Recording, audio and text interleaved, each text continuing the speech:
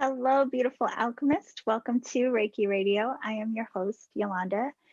And today we are going to speak with an author whose book I thoroughly enjoyed. Like, I'm very, very excited to not only share this conversation with you, you'll see why, but also to share his beautiful book with you.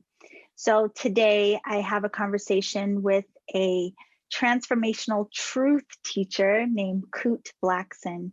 And Kute has authored several books, but his most recent book is called The Magic of Surrender. And this book, I have to tell you, as many of you know, I have had a very interesting year. I have just recently lost yet another dear friend.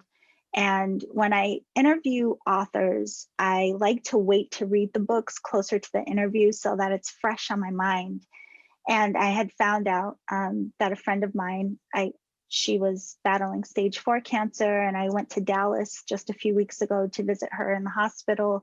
And about a week after visiting, she had passed away. And so I was having a really hard time getting it together, getting my mind together to be able to read a book. And I thought, like, wow, what am I going to do? So just a few days ago, prior to speaking with Kute, thankfully, I remembered that Audible is an option. And this was the first book that I actually listened to on Audible, and it was amazing. I didn't want to stop. I got through it in 2 days. It was absolutely phenomenal. So I really am excited for you not only to experience the content of this book for yourself, but even more to right now have this insight from Kute himself. So he is going to share with us the magic of surrender and finding the courage in letting go. And there are so many beautiful insights that he shares that will help you start to really look deeper at who you are, where you're at, and how to open up to being more authentic to who you are and feeling more in line with your path. I mean, so many of us question, like, what's my purpose? Am I living my purpose? I don't feel like I'm doing what I'm supposed to do, but I don't know what I'm supposed to do. Well, I'm sure this conversation is going to inspire you in so many ways. So if you would like to learn more about Kute and his work, you can find him on social media. On Instagram, go to Kute Blackson. You can also go to his website, kuteblackson.com. And if you would like to work with him more directly through some virtual events and other offerings that he has, including a 12-day journey to Bali, you can find all of those links in the description below. So I hope that you enjoy this episode. Can't wait to hear what comes up for you, and I will see you on the other side.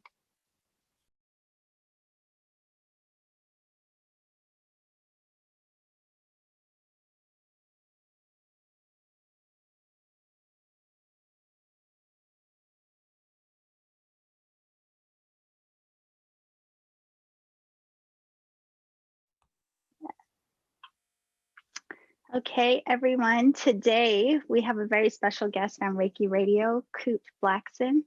Kute is the author of The Magic of Surrender, and I'm very excited to have this conversation with you today, Kute. And I first of all want to thank you so much for coming on the podcast. It's great to be here. Good, it's good to have you. I first want to start out, I mean, this book, firstly, I have to say, it was very interesting, very honest, and very relatable. But it really struck me how much it showed what we learn about ourselves through relationship. And when I saw the title, you know, The Magic of Surrender, I was like, ooh, okay, well, what are we surrendering, right? But there's so much depth in here. So I want to start out with just asking a little bit about you so people have some background, a little bit about your path, and what even led up to the writing of this book. So yeah, just a bit about me. For those that don't know, I was born in Ghana, West Africa. My father's from Ghana. My mother's Japanese. I grew up in London, now live in the US for over 20 years. From a very young age, I always felt a deep calling to serve humanity in some way. I didn't know exactly what that would look like.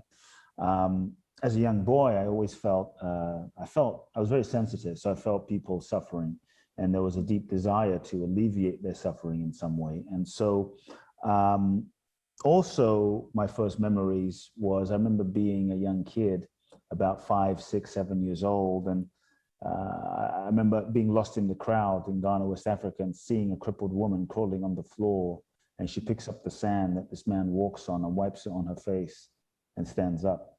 Wow. And so week after week, I grew up seeing the same man whose sand she picked up look at a woman in a wheelchair and say, "Why are you in this wheelchair?" And he would touch the woman in the wheelchair and she would stand up. Or a blind person come, touch their eyes, and sight would be restored. A guy with crutches show up and couldn't walk, and he would say, "Throw your crutches away." And so week after week, this man was my father. He built 300 churches in Ghana, West Africa. He had a huge church. We had a huge church in London, about 5,000 people every Sunday. And so this was the environment of, let's say, spirituality and, mysticalness that I grew up in. But for me, it just seemed very normal. I didn't think it was that different. I thought everyone's life was like this. And so from a young age, I became really obsessed with trying to understand humanity, human nature. I got a scholarship to a school that was very prestigious, and went to get this education for free. And so I was around a lot of politicians' kids and very wealthy people's kids, and president of countries' children. And yet it seemed for me, when I would look at their life, I would wonder, why do people who seem to have everything seem to be so miserable? And then I'd come home to my father's church, where he was serving some of the more this is called the underprivileged in the community, and yet they seemed happy and fulfilled in many ways. And so this was confusing. So I started asking myself the questions, who am I? Why am I here? What's the purpose of life? Is it just to wake up and go to sleep and eat and make babies and then, die, buy a car, vacation, and then die? Like, surely there has to be more to this whole human experience. And so what is the purpose of life? And so from age 8, I started becoming obsessed with trying to understand human nature. And age 8 to 18, I probably read 700-800 books in the realms of psychology, meditation, spirituality, Eastern mystics, Western teachers and authors. And from age 8, I started speaking my father's audience in front of in his church, in front of a congregation of 4,000 to 5,000 people. And age 14, I was ordained as a minister. And that's when a lot of turmoil began, because I felt this calling to serve people. One day my father announces to the congregation, my son is taking over my ministry, and I was announced as the successor. Hundreds of thousands of people in Ghana, West Africa had their hopes, dreams, and expectations on me. And yet in that moment, I knew that this was not my path. In that moment, I knew that this was not my destiny. In that moment, I knew that this was not what I was supposed to be doing with my life in terms of the structure of religion or a church. And yet at 14, I was too afraid to speak up, and I was too afraid to speak my truth to my dad, because my fear was, if I dared to be who I am, I dared to speak my truth, I dared to express how I really feel, that I wouldn't be loved. And I think many of us as human beings, we hide who we are, we hide our truth, we hide our authentic nature, because we're afraid that if people really knew who we were, they won't love us. And so I think that's one of the deepest sources of suffering and pain and depression, is knowing, even if we're loved for being something that we think other people want, we know we're not really being loved for our true self. We know that the love that we're getting is not real, because we're having to be someone else to get it. And so, I went along with it for 4 years, the turmoil of knowing this was not my path. And I struggled. And for, I would say, 4 years, when I turned 17, 18, I knew I had to have a conversation with my father. I chose not to go to university, and I said, okay, I got 2 paths. Well, something was calling me to come to the US.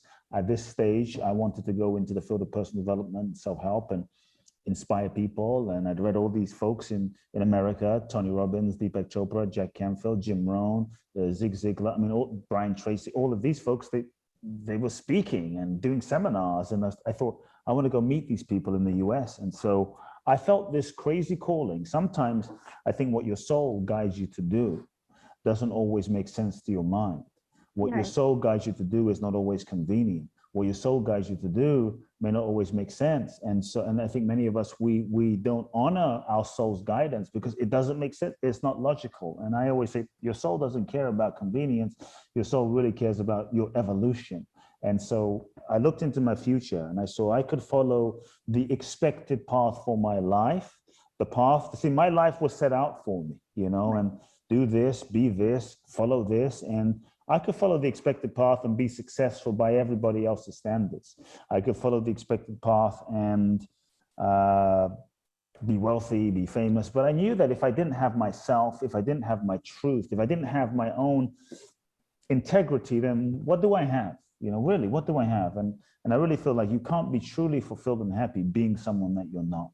You can't be truly fulfilled and happy living someone else's life. And so I decided to have a conversation with my father. It was heartbreaking because I was sure, like, I'm going to be alone. He'll never speak to me again. I'm going to be outcast forever. I'm going to be abandoned. And so after overcoming some of those fears, I finally had the challenging conversation with my father, spoke my truth, and we didn't speak for 2 years. It was really difficult. Sometimes people think that when you find your purpose in life, like, everything's easy, you know, life opens up and the angels start singing. I think sometimes when you find your purpose in life, the real challenges then begin. And I think, and many times people think that when those challenges begin, that they're doing something wrong. Maybe they weren't following the purpose. I actually say that's sometimes a sign that you're actually on the right path. When you follow your purpose, the challenges begin because it's almost as though the universe, I call them soul tests. The universe bring these challenges and tests into your life as a way to force you to develop your mental, your emotional, your spiritual, physical capacity to really prepare you to become the person that is capable of fulfilling the dream, the vision, desire. Look at Nelson Mandela, spent 27 years in prison. 27 years in prison. I just imagine the level of compassion, the level of understanding, the depth of wisdom, the depth of empathy that he had to access and develop year after year after year so that he could become the great Nelson Mandela. And so I think these soul tests, I face my soul tests, and soul tests are a gift. Soul tests are a blessing because they actually prepare us to do what we are here to do. And had the conversation with my father. We didn't speak, and cut a long story short, won a green card in a green card lottery, and with $800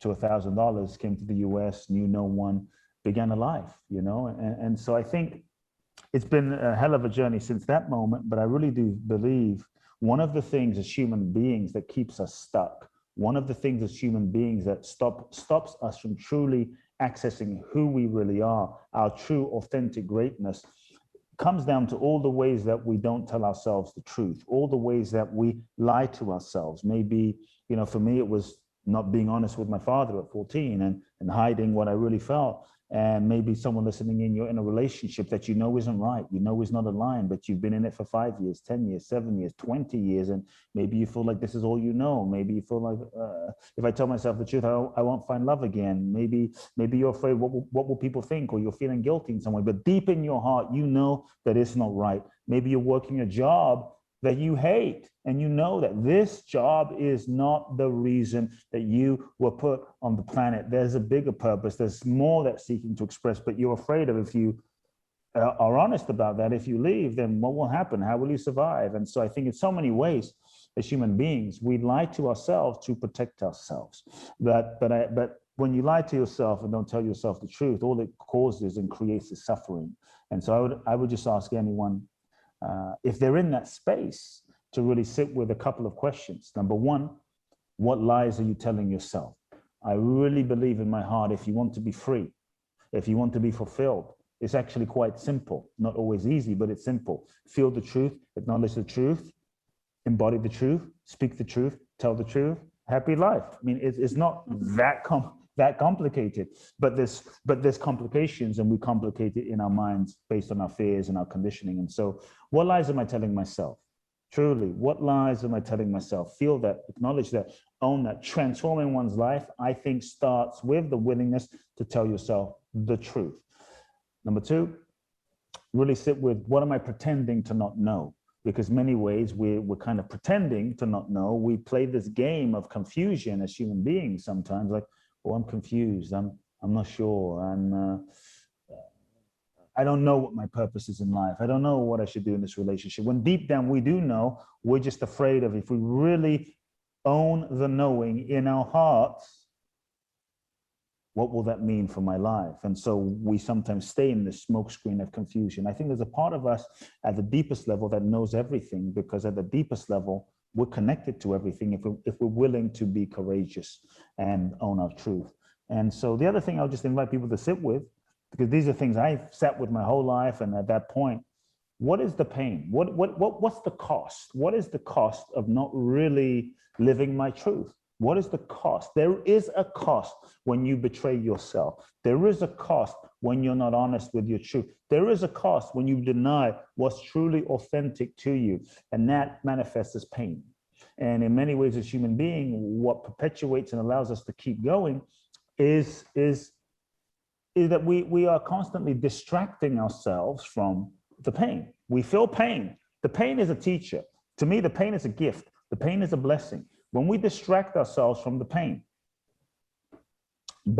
we smoke it away, we drink it away, we drug it away, we sex it away, we work it away, we social media it away, we eat it away, we shop it away, whatever it is. So we distract ourselves. That allows us to kind of numb and anesthetize the pain, which then allows us to continue doing what's not working. And so I think one of the keys is for us to really acknowledge the pain. Pain is a teacher. Pain is a gift. Pain is feedback that something inside is not aligned. Something inside is a bit off. And I think if we can use the pain as a way to recalibrate back, use the pain as a way to feel and acknowledge, use the pain as an opportunity to go, okay, where am I out of alignment? Where am I lying to myself? Where am I not being honest? And bring yourself back into the true internal integrity. Pain then becomes our friend. And so that was a bit of my path. I came to the US and found teachers and mentors and authors. And most of the folks I had studied read their books as a kid. And then after doing that, went to seminars and learned and absorbed information. Then I started traveling the world, went to India, studied with enlightened mystics and masters, went to Israel, studied with rabbis, went to Egypt and, studied with some Bedouins, went to Indonesia and Bali, studied with shamans, went to South America. And so I just went on a quest of trying to understand myself. And it was really out of my own internal understanding and reflection that I was guided to then share with the world, and started one-on-one and one-on-20 and one-on-500 and one-on-1,000. It just began growing from there. It's so interesting. As you're saying all of this, pieces of the book are echoing in my mind, and I'm smiling thinking about some of the stories that you share. But I have to say, going back to one of the things you mentioned is the knowing at a very young age that you wanted to help people. Yes. And it's interesting because you were born into a family where that could have been easily laid out for you. But I think the beauty of your story is it really highlights is our paths are unique to us. And while, you could have very easily followed the footsteps of your father, but something in you knew it was different for you. Could have been an easy transition, but it also would have created that misery and suffering because you weren't in that authenticity. And I just want to say that's one of the beautiful things about the book. And I, have similar to some parts of your book where it's like, oh, you were very proud of yourself for the work that you're doing, the inner work. You thought you had some things figured out. And then some of the simple questions in your book, I really had to question myself, like, oh, wait, well, what is the truth about this? And what am I really holding on to about this? How honest am I really being? Because I think we do like one level of honesty, but we don't necessarily dig deep. So, and part of what you shared as well, I hope that really does encourage people to consider what is their uniqueness and what is that calling they feel drawn towards. But when you were mentioning the questions, it reminded me of the book when you talked about having to ask yourself why you kept attracting, or someone asked you actually, why you kept attracting women who were jealous, and having to contend with that question for yourself.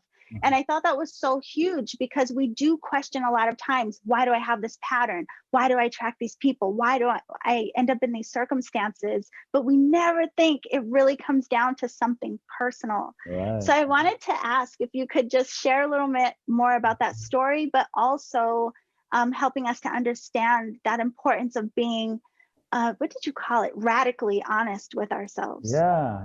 No, I mean, the stories at that stage in my life, in my 20s, I kept attracting women that were jealous. I mean, at 21 to 25, I was in a relationship with a woman who was the love of my life at the moment. And I thought we were going to be together forever. I couldn't imagine being with anyone else, one of those loves, right? And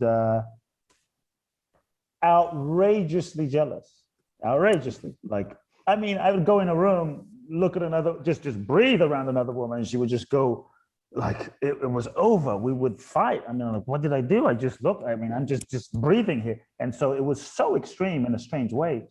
And it was intense. And then, so that ended, obviously, in about 4 years, and talk a bit about that in the book. And then another woman is like really jealous, not quite the same, but it was pretty intense tendencies. And then another one, eventually I'm like, wait a second, there's a common denominator in all of these experiences, and it's me. So if I'm going to shift the situation, I better shift myself. And so as I started being really radically honest with myself, I share about it in the book, that's when I had to take the focus off of the person out there, the woman out there. And I really had to look inside and say, okay, why am I attracting this? What inside of me is incomplete or wants this experience, which is why I keep hooking it in. And what was hard for me at that stage of my life was to really be radically honest and acknowledge that I actually wanted to attract jealous women. Logically, I was in denial of them. Hell no, this is the last thing I want. But if it keeps showing up, some part of me is either incomplete or wants to attract it. And so, but I really had to be honest. And this was a turning point in my life where everything shifted, was the acknowledgement of my own insecurity, the acknowledgement of my own inadequacy, insecurity, my own need to be needed, so to speak, my own fear of abandonment even, and at that early stage of my life. And so somehow unconsciously, there was a part of me from that energy of insecurity, inadequacy, abandonment that felt, it wasn't conscious, that felt like, oh, if I'm with a woman that is jealous, needs me, then that plays into and fulfills that need to be needed. Totally unhealthy, toxic, but it hooks into my own insecurity and inadequacy that I hadn't dealt with truly at that stage of my life. And so I think that's the freedom, in relationships, I would say. And so it takes a tremendous amount to transform your life, to shift your patterns, to transform your relationships. It takes a tremendous amount of self-responsibility. The key to really shift it is the willingness to be radically, authentically responsible for how you feel and for what's showing up in your reality. If it's showing up in your reality, there's a reason for that. So I always say, look, in relationship, you attract to you someone who is a vibrational match. You attract to someone in a particular moment of your life that is a mirror manifestation of some aspect of yourself.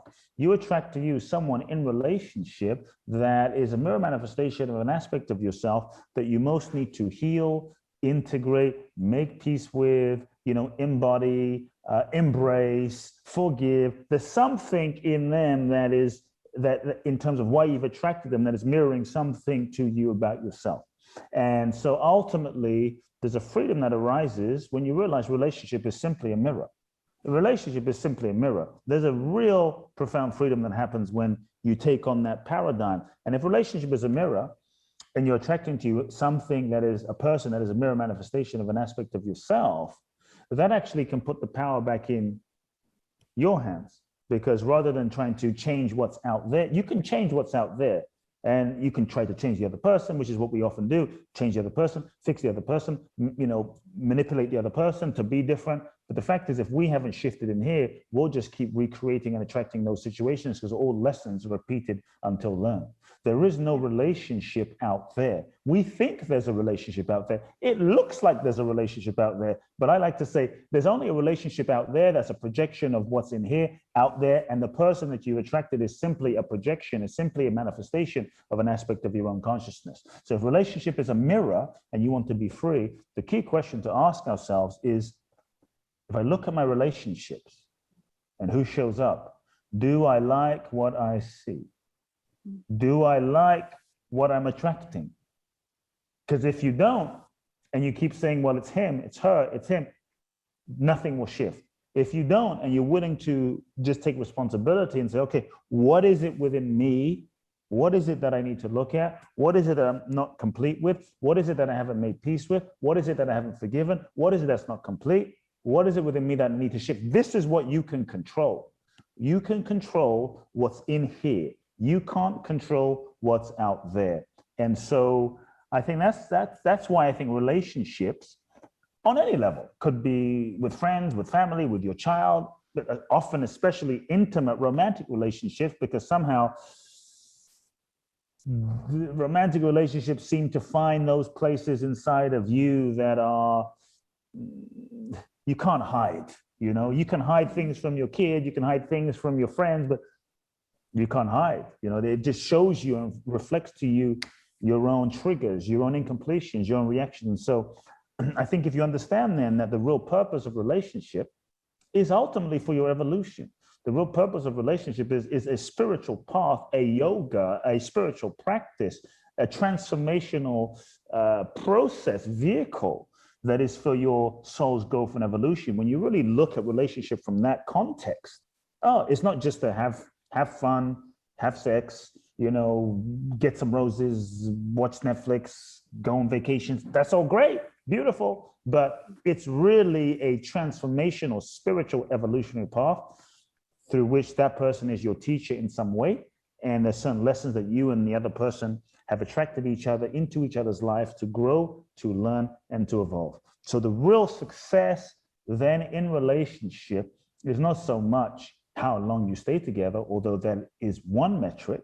The real success in relationship is the degree to which you learn the lessons for which you and that person came together, and the degree to which you became more authentically who you really, really, really were. To me, this is success. Even if the relationship ends, lasts 1 year, 1 month, 2 years, 2 months, 6 years, 60 years, the real success is the degree to which you learned, grew, and evolved, and became yourself. That's success. Rather than we just stay together forever but are miserable and we're no longer growing and we hate each other, you know. But we tend to define success in relationship as that. And so I think that is success on any level. You know, ultimately life, as souls, we incarnate into this human experience because I think there's certain lessons that our souls, we are here to learn. There's certain lessons. So life itself is a classroom for your soul's evolution. Life itself is a university for your soul's growth. When you understand that, when you really get that, then every challenging, difficult situation is part of your soul's curriculum. Every relationship, every divorce, every is part of your soul's curriculum. When you really shift your paradigm and perspective and way of viewing life to a, shall we say, a soul view, a soulistic view. I'm making up words, right? But soulier view, when you look at life through the lens of the soul, not just the story or the ego, then every moment, you know, is a profound opportunity for growth. Every moment you're in relationship with yourself through everyone you meet. And I think that starts then shifting how you relate to life in a very profound way. And I think can give you a freedom to then go through life in a different way than if you're caught up in the story and the mind and the ego and this is happening and that's happening. So why is this happening? Why did I attract this person? What am I seeking to learn? When you go through life that way, I think it changes everything. Well, I think a lot of what you just shared, I mean, highlights so beautifully what is really presented in the book. Because, you know, when I went back and looked at the title after, well, listening to it, I listened to the audiobook, although I have the physical book. I was like, oh, okay, so we're surrendering the lie. We're surrendering the suffering that is really perpetuated by the lies, and coming back to even recognizing that so much of what we are believing that isn't true, it's just choice. It's just a matter of how we're seeing things. It's just that we've identified so much with the stories that we've echoed, that we've told ourselves, that have been told to us, and we cling to these things and not wanting to make others uncomfortable and just like, okay, well, I will suffer so that they don't, but really we're both suffering. I mean, there were just so many layers to simplifying and taking, like zooming out and going, okay, like what's true for me? And those simple questions of what am I learning in this exchange? But one thing I want to highlight of what you pointed out, because I know a lot of people struggle when they hear we attract in people and situations that are mirroring something to us. And I think a lot of people think that means it's exacting. Like, okay, so you attracted jealous women, so that means you're a jealous man. But actually, it was just mirroring what was inside of you, which was different than the jealousy itself. So I just want to highlight for people, when you hear that, it doesn't mean you're mirroring what that person holds, but they are mirroring what is inside of you. So just wanted to clarify that. Awesome. But I also love that you referred to relationship itself as a spiritual practice. I mean, just that alone, I was like, gosh, yes, that's really powerful if we can see it and honor it and respect it as such. But I want to go back a little bit, Kute, because listen, I know I only have an hour with you, and I literally had 6 pages of notes. That's how much, so much of your book struck me. Wow. I want to go back to the very beginning, because this was also so endearing, really, where you share a lot about your relationship with your mother. But at the start of the book, you talk about her transition, but how through her transition, you became a better son, and even in a lot of ways, a better person. And it seems like it pushed you more deeply into your purpose by recognizing so much of the gifts of who she was that you may not have noticed as much prior to the very end. So I wanted to ask you about that. And the reason is because a lot of times we have a hard time letting go, whether it's someone has passed, loss of a job, loss of a relationship, whatever it may be. And so we cling to the loss instead of maybe seeing what we learned from the person, the experience, and how that lesson or those teachings could propel us forward. So could you share a little bit about how that time with her, and even some of what you shared in the book, how it really did open you up and help you to create this spaciousness for more surrender in your life? Yeah. What I will say is, so in terms of the story, just to give people a context, is my mother was diagnosed with stomach cancer at the end of 2016. And my first book, You Are the One, was out. I was traveling for that, and came as a complete surprise, totally unexpected. If anything, I expected my father to go first because he's maybe 9-10 years older. So it just seemed logical. And so I was in Los Angeles, living in LA. And so I started to fly back from Los Angeles to London every month, literally every month, to be with my mother. And I'd be with her during her chemo sessions. And this is a woman that pretty much raised me single-handedly. And I'm the closest person to me, really, on the planet, the person I love the most. And so as I started to travel back and forth to London to be with her in her chemo sessions and take care of her for 3, 4, 5 days at a time, my intention was I was going to get her better and make her well and heal her, and green juice and supplements. And pretty soon, once I got there, maybe a few weeks, I really had this feeling like she's going to die. I could tell it was moving in that it was just a sense and a feeling, and it was still early on, but it was already late stage, and so I had to let her go even in the beginning, because and it was through the grieving and letting her go that actually, and the acceptance, so that nothing I do, this is where the surrender started too. It's nothing I do is going to keep her alive. No amount of prayer, no amount of chanting, no amount of yoga, no amount of meditation, no amount of crystals, no amount of, anything, nothing is going to work. She's dying. This is her destiny. And so all you can do in that moment is surrender. That's it. And it was through that acceptance and surrender that freed me up to just be with her for the next 7 months or so, to be with her fully, because I realized she was dying.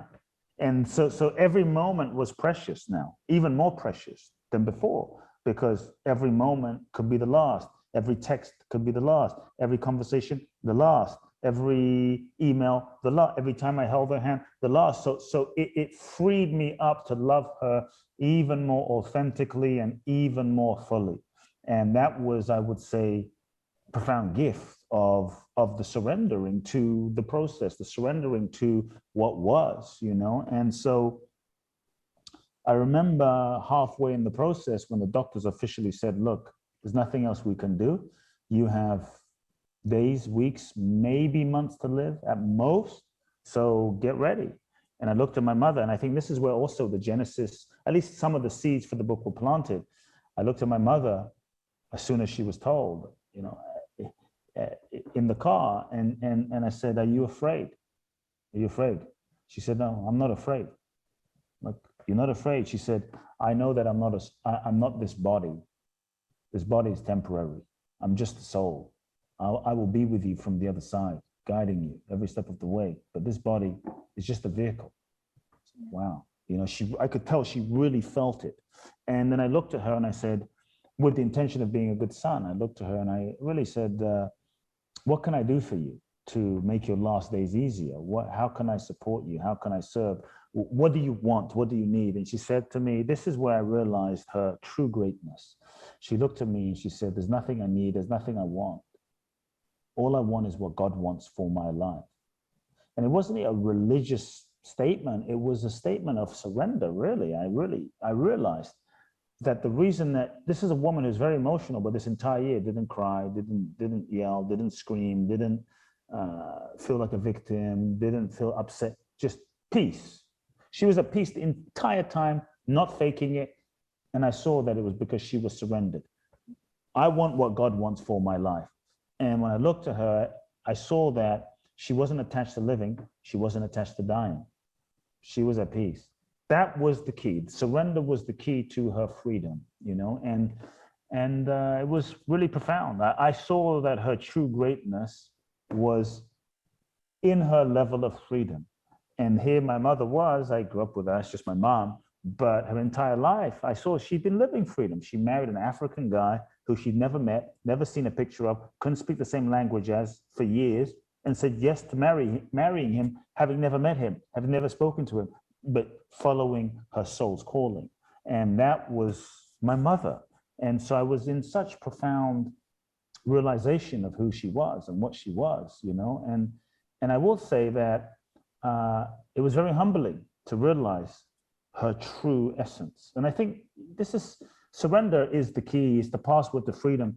When I really looked at the great ones, Jesus, Buddha, Gandhi, Mother Teresa, Mandela, you know, the real great ones, they all reached a point in their lives where at some point they surrendered, at some point they let go, at some point they surrendered their idea of how they thought life should be. And this is surrendering your idea of how you think life should be, of what you think should happen, of who you think you should be, surrendering that to truly open to what life is seeking to express, to truly open, to be open to life. Because in many ways, we have so many ideas of how we think life should be and what we think life should be and where we think we should be going, that we try to control everything. You know, we try to control our bodies in exercise. We try to control our, you know, our thoughts in meditation. We try to control God in our prayers. God, give me this, do that. You know, we try to control the weather. We try to control our spouse. We try to control our children. We try to control our pet goldfish. We try to control everything, you know, and I think if we really look at our lives, how has that really worked? Trying to control it. Has it really worked? Has it brought us joy, fulfillment, peace? It tends to just bring us distress, suffering, you know, upset, burnout. It doesn't bring us fulfillment, joy, happiness, bliss, ecstasy. And so I think there's so many limitations to the way we have tried to force everything to be a certain way, make things be a certain way, force life to fit and conform to our little idea of how we think it should be. And that's when we end up limiting our lives. And I think you can manifest a life forcing and controlling and willing your way, but I think it's limited. And so really my mother taught me, and through the book, it's an invitation to truly surrender, truly open to life itself. And so the old paradigm of a question that we're conditioned to ask is, what do I want? What do I want? You know, what do I want? My mother never asked that question. And this is what I saw. This is what I learned. So the old question is I call it the ego-based model of living. What do I want? I, limited ego, I. What do I want? And you might get everything you thought you wanted, only to realize, is this it? Many times what we think we want is just what we thought we wanted based on who we think we are. But if we're not in touch with who we really are, and in many ways, many of our goals, if we're not truly conscious, are projections from our past childhood, past conditioning, past unmet wounds, unmet desires. Maybe as a kid, dad wasn't around, mom wasn't around, we felt not enough, we felt unworthy. And so somehow we project the goal unconsciously. If I can get that body, if I can look that way, if I can get that house, if I can get that car, if I can make $1 gazillion, then I'm going to be enough for what I wasn't enough. And so our goals then aren't even authentic. Our goals then will never be truly fulfilling, because what we're seeking is something totally different. So really, true surrender is a different question. Not what do I want, but a question I saw my mother live, and I saw my father live, and my mother lived it in such a profound way. The question, I think, to truly elevate to the next level of life is asking yourself, what is it that life is seeking to express through me? What is it that the universe is seeking to express through me? What is it that God is seeking to express through me? What is it that this infinite intelligence, consciousness is seeking to express through me? What is the deepest impulse of life? What is the deepest impulse of life that is seeking to express through me right now? And to feel into that, to tune into that, to align with that, to feel that, to allow that, and to allow ourselves to then listen to that, attune to that, and allow life to express through us, And what I've really found, and I saw it with my mother, what life can do through us and what life can manifest through us is way more than what we can do on our own. To me, this is surrender. There's way more than what we can do on our own. If you look at Gandhi, life used Gandhi, life used Mother Teresa, life used Bruce Lee, life used Muhammad Ali, life used them, and what they were able to do was move mountains. We have this idea that surrender is weak. If you surrender, you're not going to get your dreams, goals, and desires. If you surrender, you're going to be homeless. If you surrender, you're going to be a doormat. If you surrender, it's weak. I think surrender is the most powerful thing that we can do as human beings, because when we do, we take the limits off of life. We tap into life, and the sort of infinite intelligence of life can then really move through us. And so my mother lived surrender every day of her life, in such a profound way. And one thing I really, if there's one regret I have in my life, talking about my mother since you asked, I think it's really when you're faced with those moments that you're forced to surrender.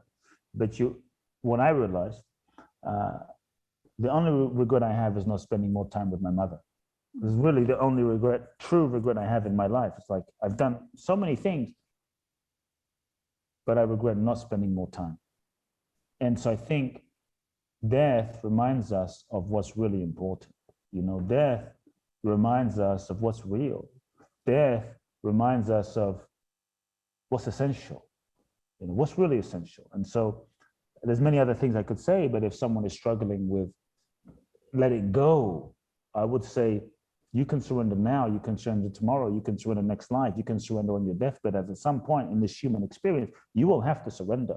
And I think there's a great freedom when you can surrender now, because then you can be open. And so if you're having a hard time surrender, just feel your death. You're going to die. Feel it. Things you're holding on to in the face of death, is it really important?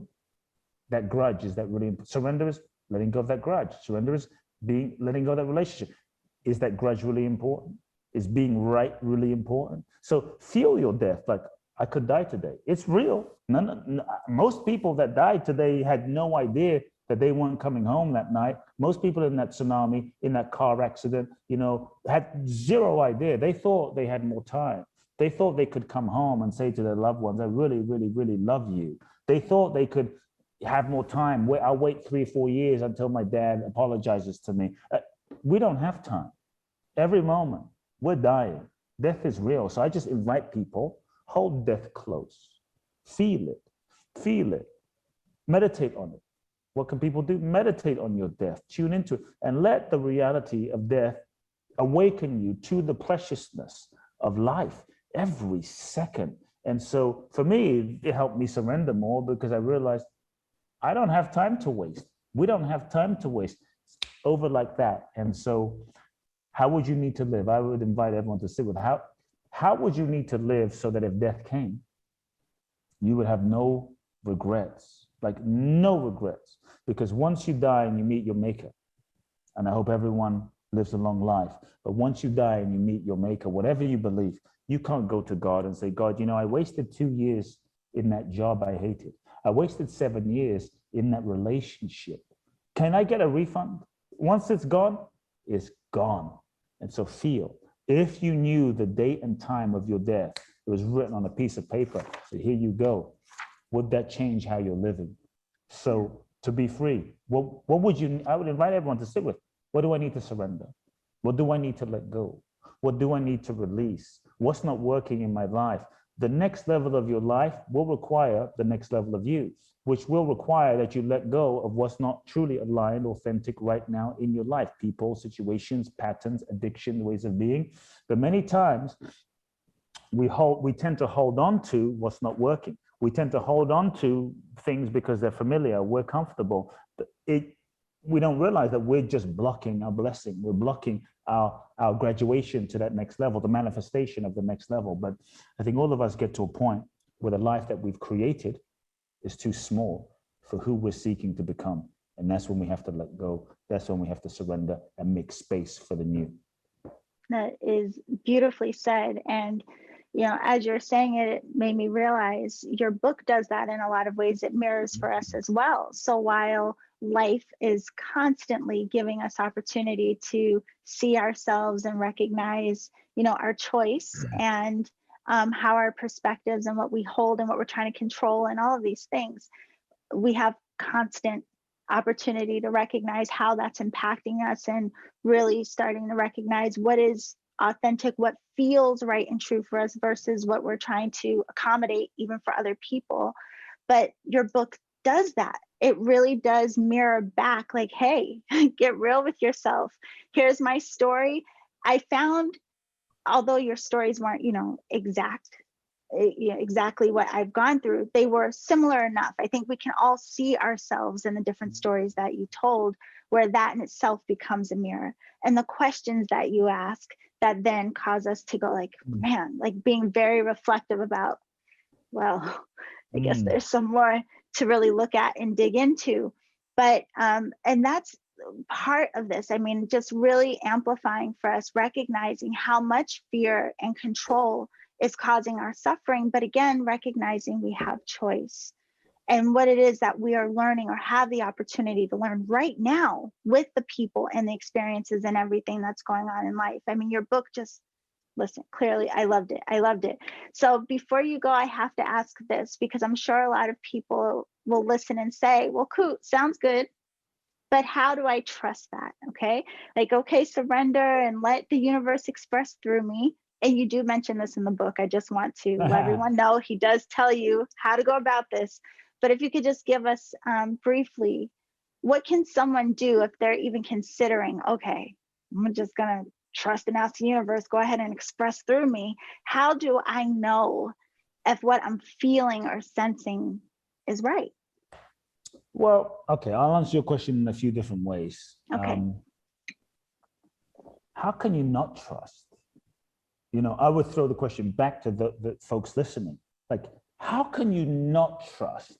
We live on a small planet spinning around a freaking universal system, right? Spinning at God knows what speed. And how can you not trust? Like really? Like you and I, to me, all of life is proof that you can trust. There is an intelligence. Right now, you and I, we've been talking. Everyone, we've been talking, having a conversation, and we've been breathing. We've been sitting here breathing. It's just happening. You're not thinking of breathing. None of us are going, oh my God, breathe, breathe, breathe. I hope I can breathe. You're doing some special technique. It's just breath is happening. We're being breathed naturally, innately, spontaneously. Breathing is happening through you, through me, in your body. Tune into your body.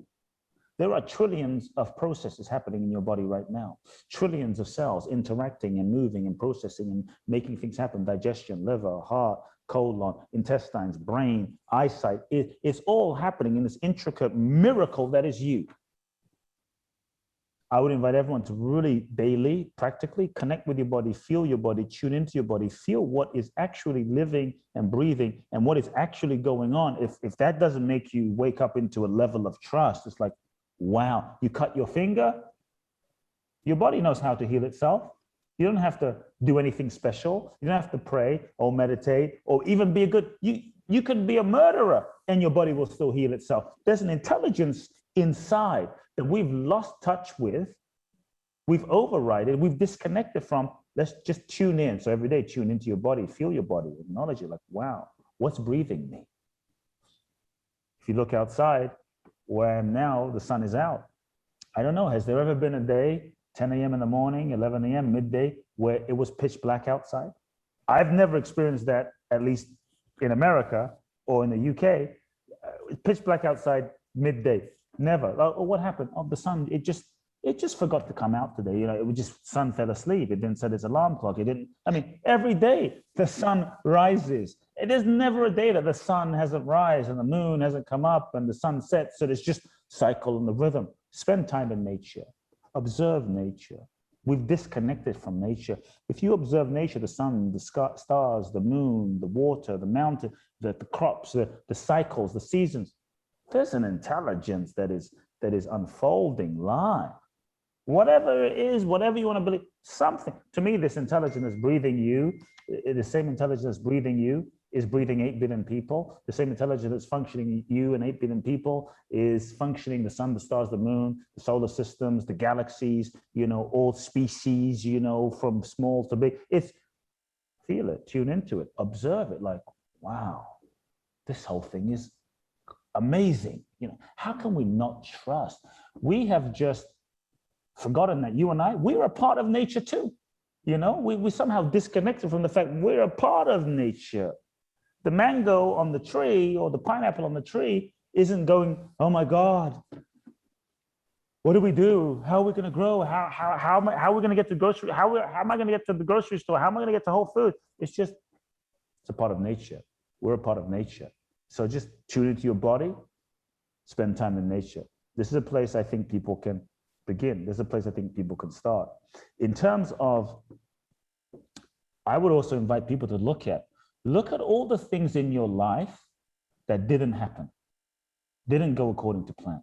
Things you really wanted, that relationship that you were in love with that person and you were sure they were the one. We've all had one of those and we really wanted that to happen and we couldn't imagine living without that person. And now you broke up and years have passed and you think back to yourself, thank God that didn't happen. Thank God that didn't happen. But you were so sure. Thank God. They couldn't pay you to go back there. Is there not intelligence? Think about all the moments in your life where what you thought you wanted didn't happen. Because to me, when what you thought you wanted doesn't happen, this is grace. It's a blessing. This is love of the universe, love of life loving you. Because when that happens, the ego, the mind, we're often not able to see the entire picture. We're often not able to understand in the moment why that is the way it is. And so look at all the things that you thought you wanted to happen that didn't happen. And just take a look at how those things worked out possibly better than you imagined. Better than you imagined. I would say look at important, significant moments in your life and people that you met. The love of your life, your husband, your wife, your best friend, those people that changed your life. Did you plan that? Did you sit there and go, yeah, on January the 12th, I'm going to walk into a coffee shop at 13th and Grand, and that's when I'm going to meet my soulmate. It just happens. Things happen. Many of the best things in life just happen. So long as we are just in the flow of living and listening. So I would just invite people then to feel your truth and feel your heart and feel the energy. Life has an energy. Life is like an ocean. It has a flow. Like a ocean has a flow. It has a flow. You can go against the flow, like imagine you went to the ocean. You're like, you know what? I want to surf this way. There's nothing there, but I'm going to take a fire hose and make a hose and take my surfboard and make up a wave. Good luck. It's going to get interesting, probably going to be challenging. But if you feel the wave, so part of our job in life is in terms of trust, is to trust what we feel and to feel the energy of life. Where is the energy of life moving? And attune to feel where the energy of life is moving and go in that direction, move in that direction. So you're becoming comfortable to allow life to lead you, allow life to show you rather than projecting onto life. The other thing in terms of truly surrendering and trusting even more is giving up the constant need to know. Giving up the constant need to know what everything means. Giving up the constant need to know what is and what isn't. What's going to happen? What's going to happen? What's going to happen? It's like, this is how we drive ourselves crazy. Right. In so many ways, as human beings. So what I'm really inviting is embracing the unknown. Embracing the degree to which we can embrace the unknown is the degree to which we'll be free. And even things, see, knowing is really an illusion, if you think about it. It's an illusion of how the mind, the ego, tries to control and feel a sense of safety and security. We think we know what something is. Oh, I can relax because now I know what this is. I know what this means. I know what's going to happen. I know what this relationship is. I know what's happening in the pandemic. I know what and then some other things happen. But we just had an illusion of safety and security based on our idea of what we thought we knew. But what we don't realize that when we attach to a knowing, we attach ourselves to like, this is what it is. Now we get attached to that for a sense of security. We're not really open to the rest. We're not open to what else it could be. We're not open to other things. We're not open. And so I think it's so important in the process of surrender and trusting that we embrace a very important quality, and that is curiosity.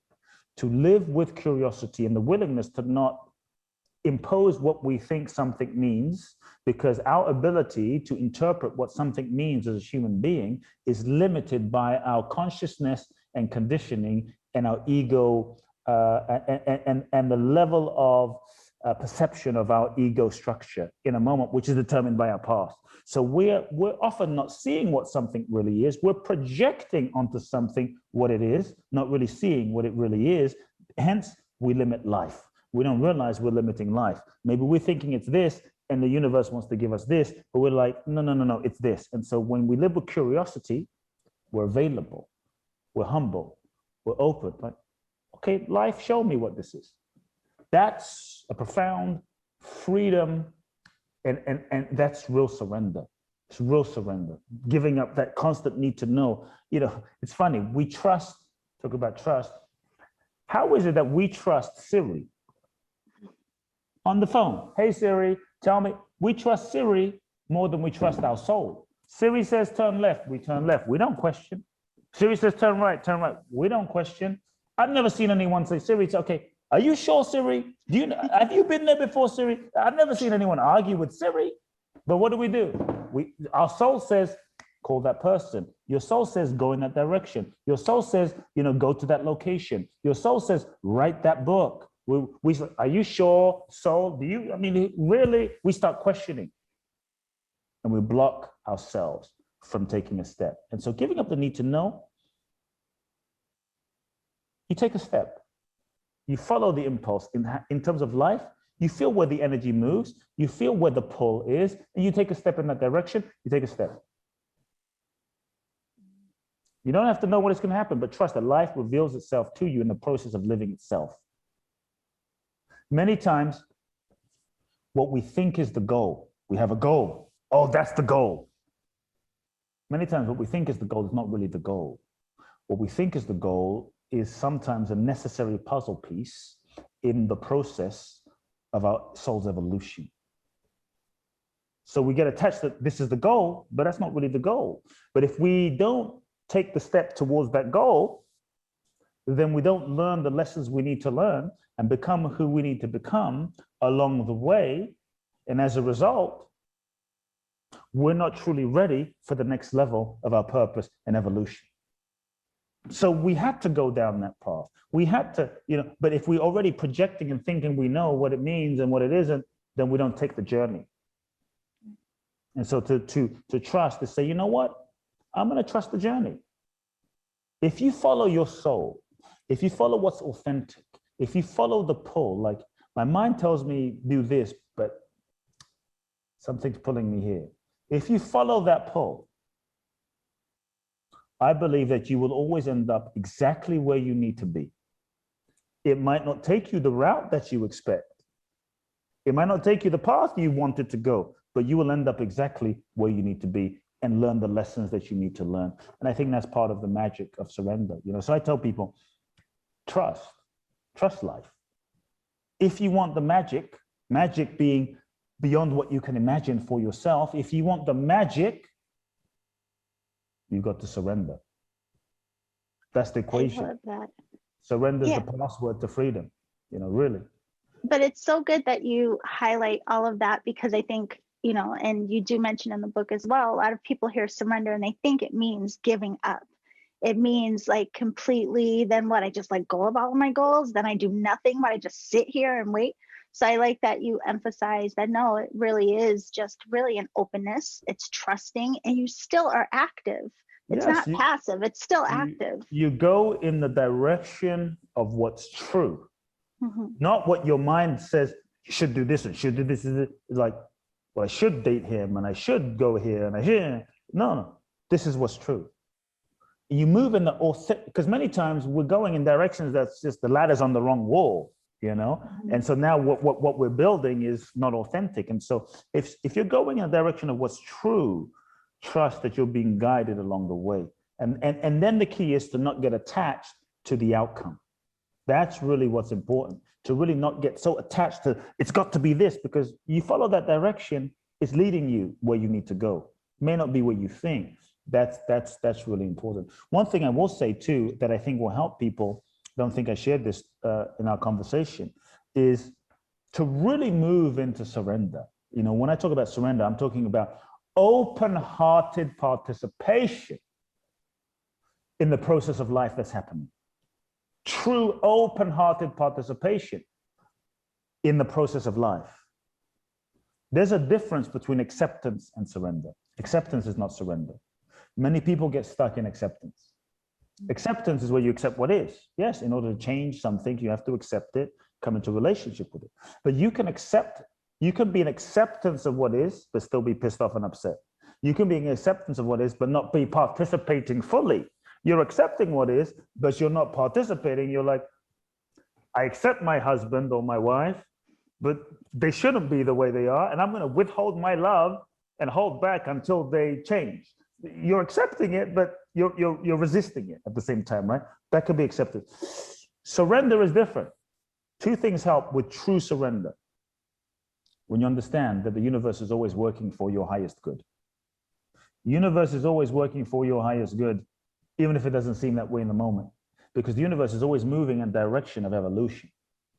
The universe is always moving in the direction of expansion and evolution, always working for your highest good. If you trust that, then it makes it a bit easier to say, okay, this relationship didn't work out. Let me let go. Let me release. Let me surrender. Okay. That means something better is coming my way. Something better than this. Stay open. The other thing I would say is when you understand that you are a soul, and as a soul, you incarnate, I said this earlier, into this human experience to learn, grow, and evolve.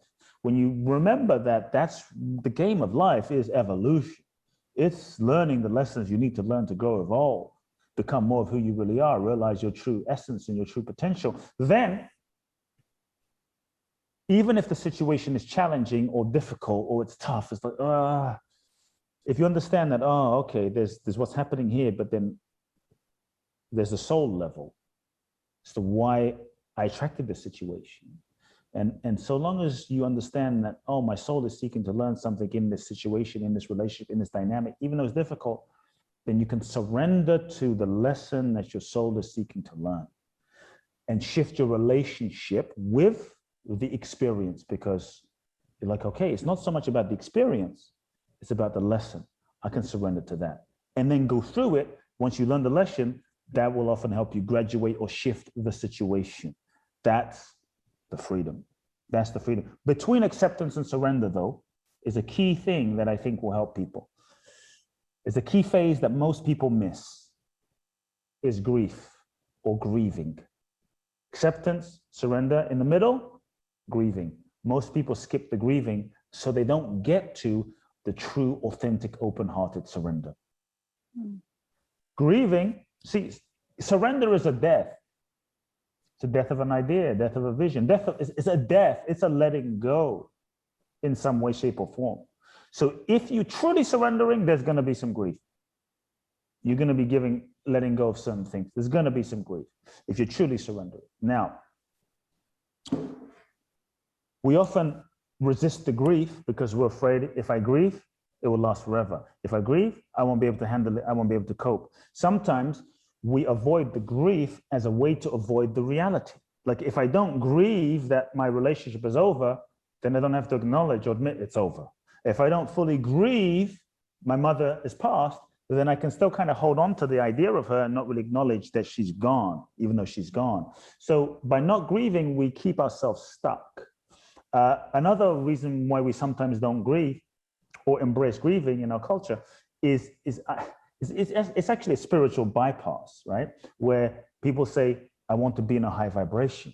I want to stay in a high vibe. Grief is not a high vibe. I want to stay in a high vibe. And as a result, we suppress the grief, like a hyper positivity, toxic positivity almost. We suppress the grief. We don't realize that all feelings remain present until fully felt. All feelings remain. So when we suppress the grief, it doesn't go anywhere. It stays stuck in our body, in our nervous system, in our energy. And as a result, you try to move forward, but you're carrying the energy of grief with you. Some part of you is not fully available to the new, fully available to relationship, fully available to the new possibilities because you're stuck in the old energy of grief. And you will tend to recreate and manifest and attract to you experiences and situations and relationships that vibrationally match the unresolved grief that you're still carrying in your body, in your essence, in your being. And so to truly surrender, we have to grieve. We have to let go. It's through grieving the old that you can let go of the old. There's more space in your heart to truly embrace the new and trust the new, be available to the new, whether it's new life, new relationship, new possibilities, a new way of being. And so I think honor the grief. Grief doesn't always happen on a timeline. Grief happens in stages. Grief can happen in layers. Feel it. Don't wallow in it. Feel it. Breathe through it. Let it move through. And let those waves of grief move through. However they need to move through. That's part of surrendering and truly, truly letting go. And I think when we can do that, then there's more freedom on the other side. Then we can move into a sense of flow. So I'd ask everyone to sit with, what do I need to grieve that I haven't grieved? Because we try to, it's like you're trying to fly, but you have too much cargo from the past. Plane taking off, like you imagine a plane trying to take off, but it didn't empty its cargo from the last flight. And it's just carrying more and more baggage from the last flight. Eventually it can't take off. And so many of us were trying to take off, but we have cargo and baggage from when we were 5 and 10 and 18, and then the last relationship, and then it ends up keeping us grounded. And so what do I need to grieve? What have I not grieved? Let it go. When you let go, you create the space, you create more space within your heart, within yourself, then the more magic can unfold in your life. Absolutely beautiful and interesting. I don't think that's a part that you really hear anyone ever speak about, but that makes all the sense in the world. And I have to tell you, Kute, I'm very thankful to have come across your work.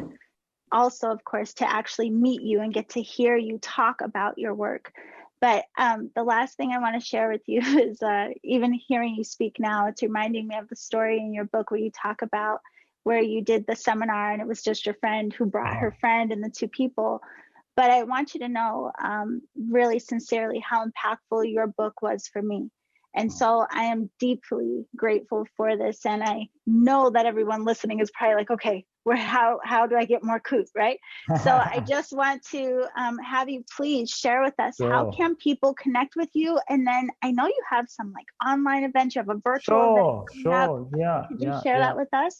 People can find out the book It's available on Amazon. Go to Amazon, get the book. I think it's still up.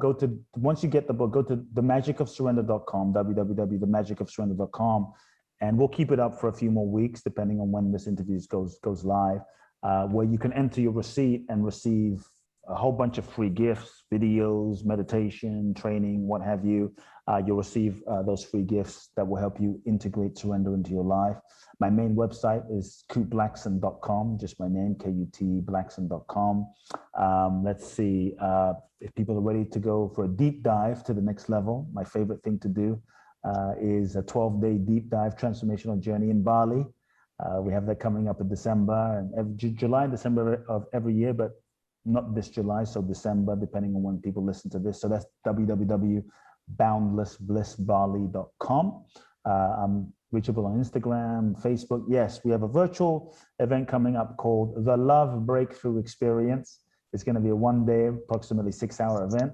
The Love Breakthrough Experience, kind of actually focusing on relationship and love and how that is a transformational vehicle for healing and growth, et cetera, et cetera. And so it's going to be a powerful virtual one-day live event.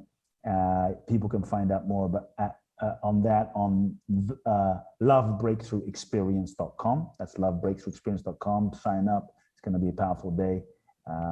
See you there.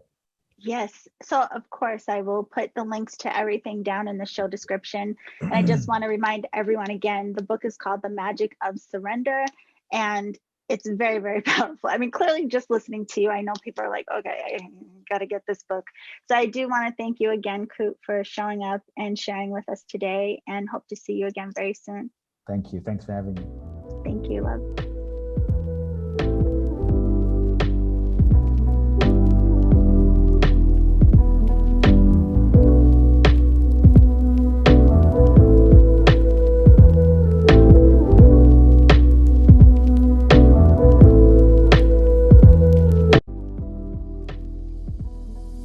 Okay, beautiful alchemist. I just want to thank you so much again for being here and supporting Reiki Radio. And of course, I have to say thank you very much to Kute for showing up and sharing his wisdom, his inspiration, his book with all of us. So in case you missed it, again, the book is called The Magic of Surrender, Finding the Courage to Let Go. And you can find the links to contact Kute if you would like to work with him, connect with him. Go to his website, kuteblackson.com. That's Kute Blackson.com. I also will put the links for his retreat in Bali and his virtual event that's coming up, all of the things so that you can connect with him and his work. I also want to always welcome new people to the podcast. Thank you so much for being here. If you don't know already, you can learn more about me and my work at theenergeticalchemist.com. Be sure to sign up for the newsletter for your free gifts. And if you are an energy healer and would like some energetic mentoring, be sure to join us in the Alchemy Circle. So that is all for this week. I will see you all soon. And remember to always journey in love.